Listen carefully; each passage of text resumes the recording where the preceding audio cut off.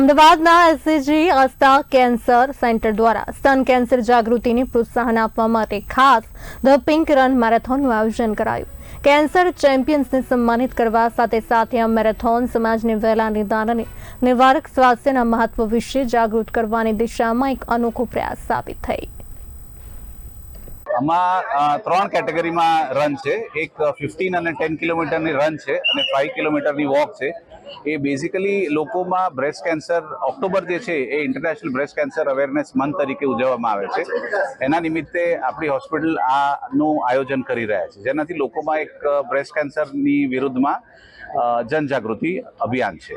ત્રણેય કેટેગરીમાં કેટલા લોકોની રનિંગમાં ભાગ લીધો છે? ટોટલી અરાઉન્ડ 2,500 લોકોએ રજીસ્ટ્રેશન કરાયું છે. તમે જોઈ શકો છો એ પ્રમાણે ઓલમોસ્ટ બધા ઉત્સાહપૂર્વક અહીંયા જોડાઈ ગયા છે અને 15 અને 10 કિલોમીટરની જે રન હતી એ ઓલરેડી ફ્લેગ ઓફ થઈ ચૂકી છે અને ટૂંક સમયમાં 5 કિલોમીટરની જે વોક છે એ પણ અમે ફ્લેગ ઓફ કરી દઈશું. આ રનિંગ રાખવાનો મુખ્ય હેતુ શું છે, મહત્વ શું છે?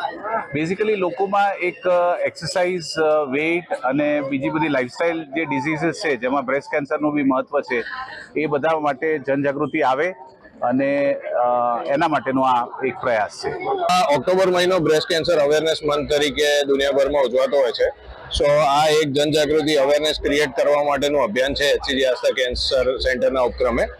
સો અમે 5, 10 અને 15 કિલોમીટરનું રન અને 5 કિલોમીટર માટે વોકેથોનનું પણ આયોજન કરેલું છે, જે અહીંયા અમારી હોસ્પિટલ એસસીજી આસ્થા કેન્સર સેન્ટરથી શરૂ થઈને અલગ પ્રમાણે જે રીતે અમે 5 ચાર્ટ આઉટ કરેલા છે એ પ્રમાણે અને અહીંયા લગભગ 7:30ના સુમારે પૂરું થશે.